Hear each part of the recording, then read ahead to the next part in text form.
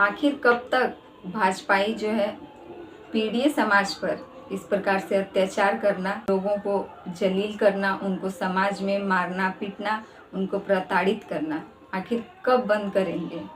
या भाजपाई जो है अपने सत्ता की मौजूदगी में अपने सरकार के अंदर आखिर इतना गर्व क्यों कर रहे हैं कि वह अपने ब्राह्मण और सिंह ठाकुर समुदाय को छोड़कर और किसी भी जाति को उतना अधिकार नहीं देना चाहते?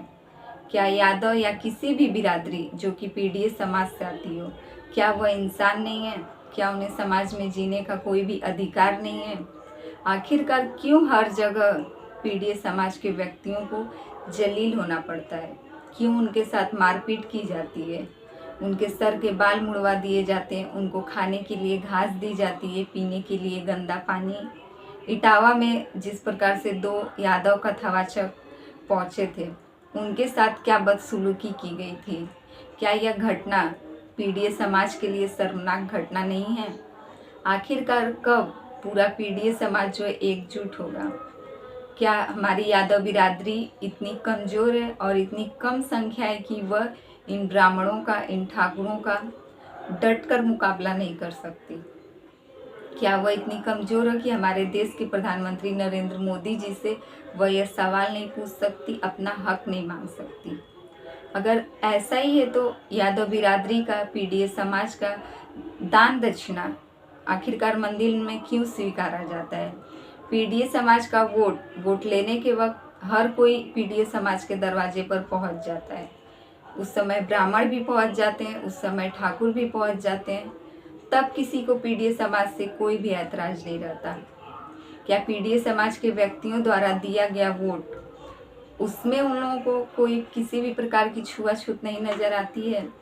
तो आखिरकार जब वोट खत्म हो जाता है तो चुनाव जीतने के बाद ही पीड़ित समाज को इस प्रकार से क्यों जलील किया जाता है और उनके साथ इस छुआछूत की भावना को क्यों रखा जाता है? Hello friends, welcome back to my YouTube channel SR news में आप सभी का फिर से एक बार स्वागत है। दोस्तों, आप सबसे एक सवाल कहना है, क्या दलित होना गुनाह है या फिर हमारे समाज में दलितों को जो है समान दर्जा देना यह कहीं का भी अधिकार नहीं है? क्या हमारे समाज में जितने भी दलित समाज से व्यक्ति आते हैं, क्या उनको अपनी ज़िंदगी अपने तरीके से जीने का कोई भी हक नहीं है? यही सवाल है हमारे देश के प्रधानमंत्री नरेंद्र मोदी जी से, जो भाजपा की जिनकी सरकार है।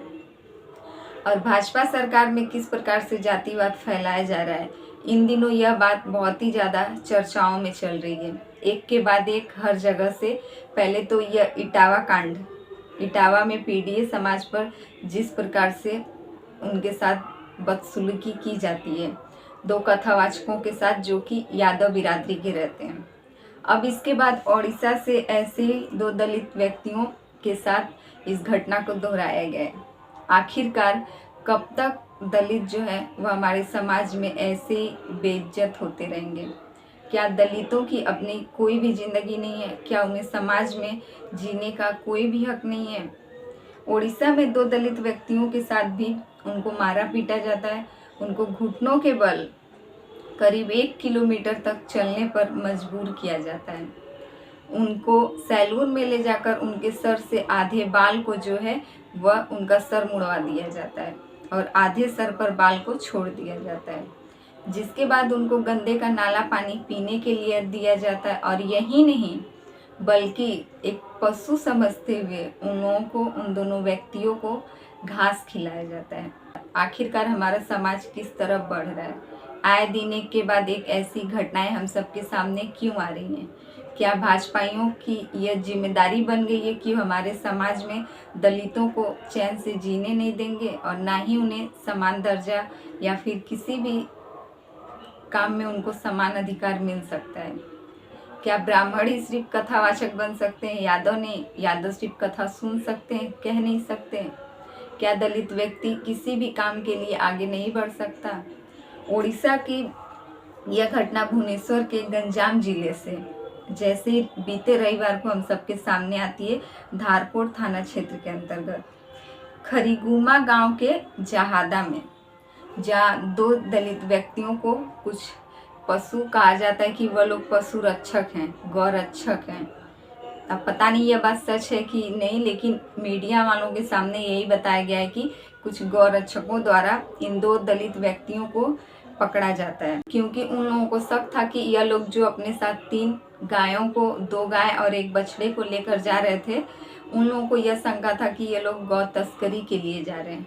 लेकिन यह जो पीड़ित हैं दोनों व्यक्ति, यह लोग किसी तरीके से उन लोगों के चंगुल से फरार हो जाते हैं और थाने पहुंचकर उन सभी के खिलाफ शिकायत दर्ज करवाते हैं। और वह बताते हैं कि उन दोनों व्यक्तियों में से एक व्यक्ति की बेटी की शादी होने वाली थी और उसी शादी के दहेज में देने के लिए यह लोग गायों को खरीद कर लेकर जा रहे थे। लेकिन इन आदमियों की नज़र इन सब पर पड़ती है और गौ तस्करी की संख्या के चलते इन लोगों के साथ ऐसा बदसलूकी किया जाता है। यह लोग थाने पहुंचकर ये भी बताते हैं कि हमें पकड़ने के बाद वह लोग छोड़ने के लिए 30,000 रुपये मांग रहे थे और जैसे ये लोग पैसे देने के लिए मना कर देते हैं, इन लोगों को बहुत ही बेरहम तरीके से मारा पीटा जाता है। उसके बाद सैलून ले जाया जाता है, उनके आधे सर का बाल जो है वह मुड़वा दिया जाता है, उनको घुटनों के बल 1 किलोमीटर तक घसीटा जाता है और पशु की तरह उनको नाले का गंदा पानी पिलाया जाता है, उनको घास खिलाया जाता है और यही सब के बीच से यह लोग किसी प्रकार से फरार हो जाते हैं। अब पुलिस जो है इन सब का बात सुनकर उन सभी आरोपियों के खिलाफ जो है मुकदमा दर्ज करती है और सभी को ढूंढने की कोशिश करती है। अभी तक पुलिस की गिरफ्त में ऐसा कोई भी आरोपी नहीं पकड़ाया है, लेकिन पुलिस जो है 9 व्यक्तियों के खिलाफ मुकदमा दर्ज कर चुकी है। अब आप बताइए कि जनता आखिर जो दलित परिवार से आती है, जो पीड़ित समाज से आती है, क्या वह प्रधानमंत्री नरेंद्र मोदी जी से अपना हक नहीं मान सकती? क्या भाजपा ही उन्हें चैन से जीने नहीं देंगे?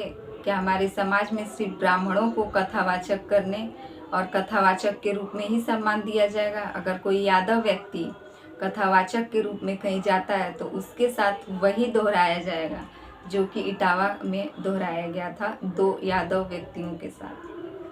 तो इन सब से आपकी क्या राय है? आप क्या कहना चाहेंगे, क्या पूछना चाहेंगे हमारे देश के प्रधानमंत्री नरेंद्र मोदी जी से, जो कि भाजपा पार्टी को बहुत ज़्यादा सपोर्ट करते हैं?